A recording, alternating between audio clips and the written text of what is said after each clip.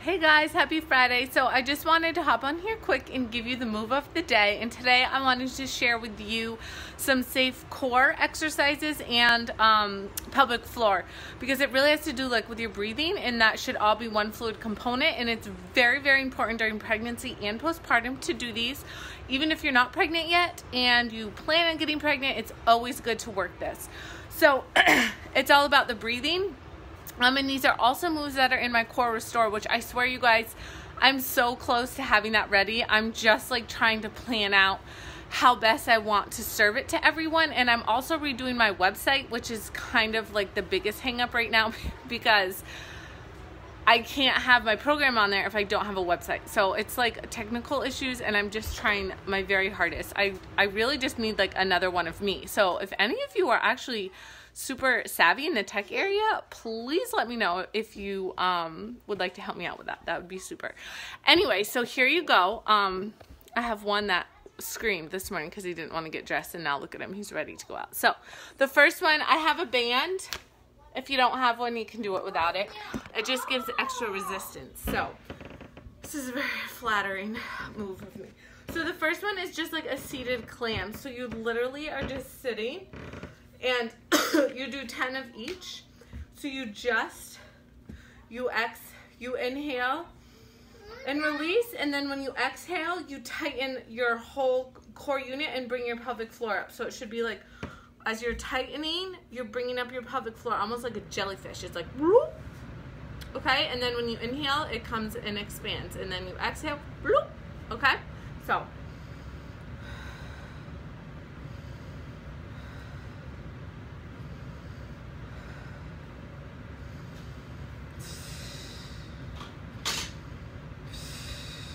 And feel free to be vocal on your exhale, because that's going to help you connect more. And it's really a mind-body connection. You really have to focus because it looks a little different on everybody else. I lost my focus there. So anyways, you do 10 of those. And then the next one, it's fine, we're going to go out after, is a bridge. So I wonder if you can see better if I put you up here. Sorry, I swear one of these days I'm going to find my tripod. And guess who broke my tripod? I'm sure you can figure that one out. So a bridge, and again, you can use your band. So lay back. And again, you're going to do the same. So on the exhale, on the inhale, you relax. On the exhale, you're going to tighten everything up and bring up your pelvic floor like bloop.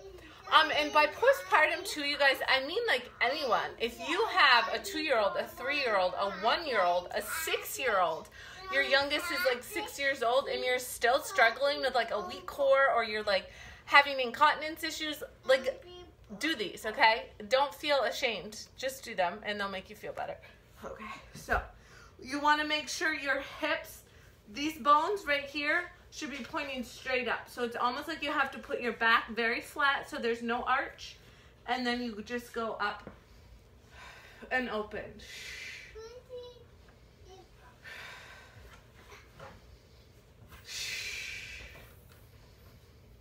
So you're inhaling on the way down, and then you're exhaling on the way up.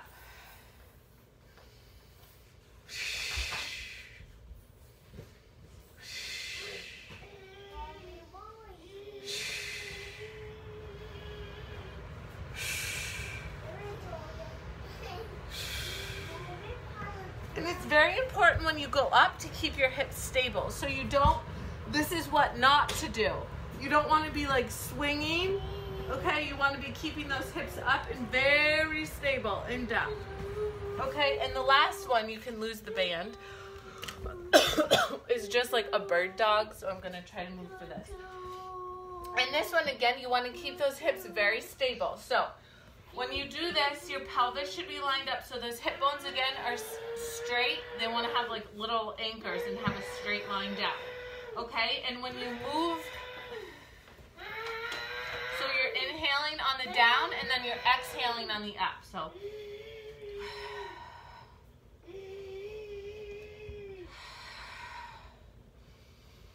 and if you notice, my pelvis is not moving. I'm not like like swinging like this. Like you want to keep this all stable.